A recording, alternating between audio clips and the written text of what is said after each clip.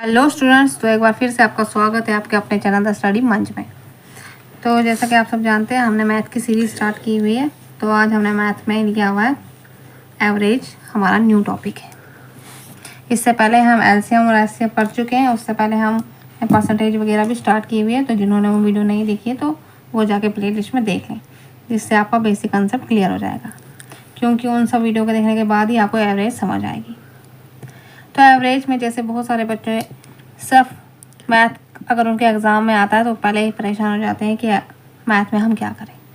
कुछ नहीं करना है, पहले आपने क्या करना है, छोटे छोटे कंसेप्ट पे अपना होल्ड बनाना है। उसके बाद जाके आपने एडवांस लेवल पे जाना है। बहुत सारे यूट्यूब चैनलों में आपने देखा होगा कि वो बहुत बड़े बड़े क्वेश्चन सॉल्व करते हैं। बस उन क्वेश्चनों को देख के आप डर जाते हैं और आप मैथ पोर्शन छोड़ देते हैं, पर आपने ऐसा नहीं करना है। यहाँ पे मैं आपको ऐसे ऐसे क्वेश्चन सिखाऊंगी जिससे आपका पहले बेसिक कवर हो जाए, उसके बाद आप एडवांस लेवल पे आएँ। क्योंकि जब तक ना किसी बच्चे का बेसिक कवर होगा तब तक वो एडवांस लेवल कैसे सीखेगा। इसलिए आपने सबसे पहले बेसिक अपना क्लियर करना है।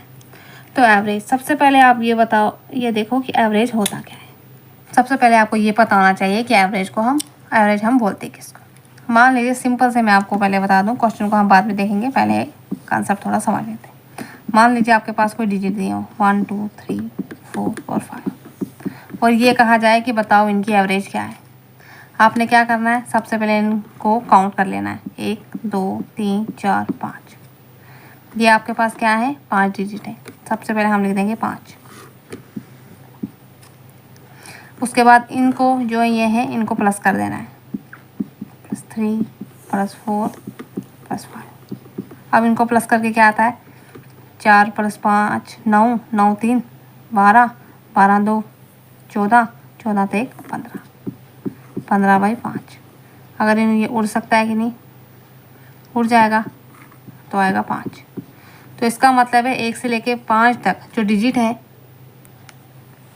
तो इसकी एवरेज क्या आ रही है यहाँ पे, यहाँ पे आएगा 3 5 3 15।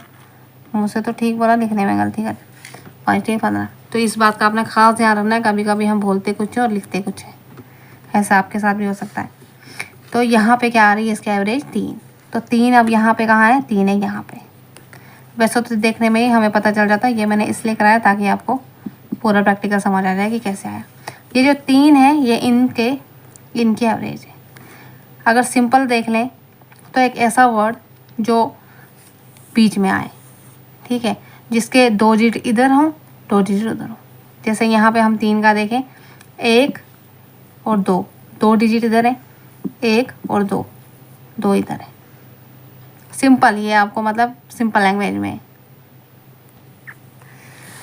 तो इससे आपको क्या समझ आ रहा है कि जैसे ये जो 2 हैं और ये जो यहाँ के 2 हैं, ये दोनों क्या कर रहे हैं, ये इसको बैलेंस कर रहे हैं, ठीक है।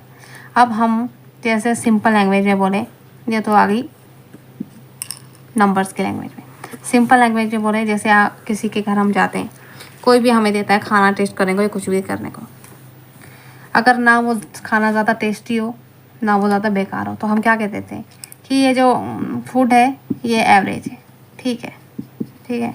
सिंपल लैंग्वेज में आप याद रखें। तो कोई भी जैसे लड़की या किसी को भी आप देखें, कोई कहता है, ये जो लड़की है सामने वाली किसी से फ्रेंड से मिलने जाए तो कहता है हाँ, ना ये ज़्यादा मॉडर्न है ना ये ज़्यादा ओल्ड फैशन है, ये एवरेज लड़की, ठीक ठीक है। मतलब वो बिल्कुल बैलेंस में, मतलब जो यहाँ पे जैसे ये 3 है, ये 3 क्या कर रहा है, इनको बैलेंस कर रहा है।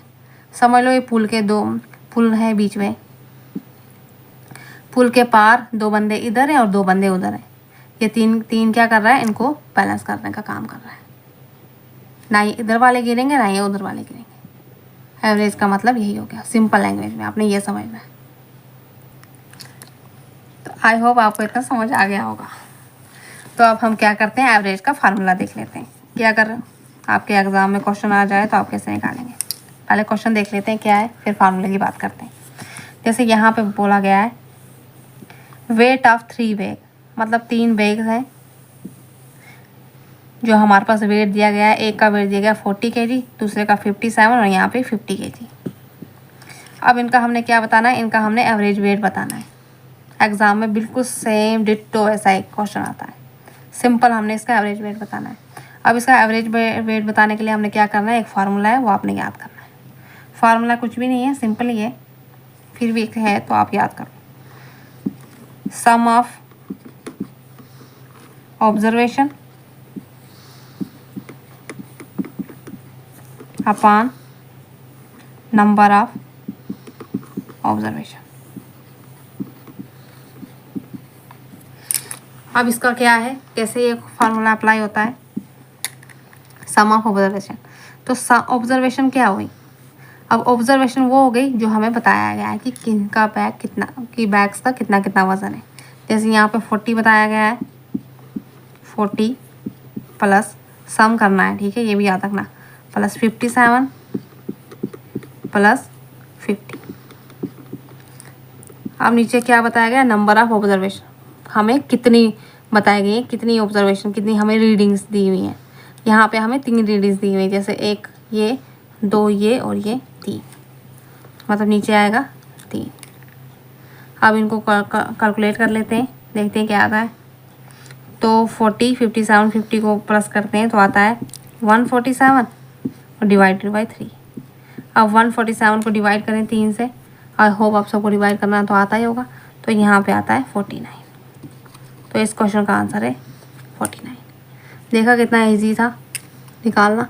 अब इसको सिंपल, जो मैंने 1 2 3 4 की एग्जांपल दी थी, आप वैसे भी करोगे तो वही था, 1 + 2 + 3 + 4, और नीचे वो कितने बन रहे थे 1 2 से 5 तक, 5, सेम वैसे प्लस करके आंसर। यही है वो फार्मूला कि हमारे पास कितनी क्वांटिटी दी हुई है और किस नंबर में दी हुई है, यही हमने अप्लाई करना है। तो ये था एक सिंपल सा क्वेश्चन, बेसिक।